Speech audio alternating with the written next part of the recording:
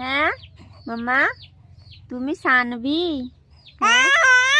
তোমার নাম সানভি? আচ্ছা, তুমি দুষ্টু হচ্ছো, তুমি খুব দুষ্টুমি করছো। দুষ্টুমি কে করছে? তুমি? আচ্ছা, মার কে খাবে? মার কে খাবে তুমি? মার কে খাবে তুমি? হ্যাঁ, মার কে খাবে তুমি? আচ্ছা,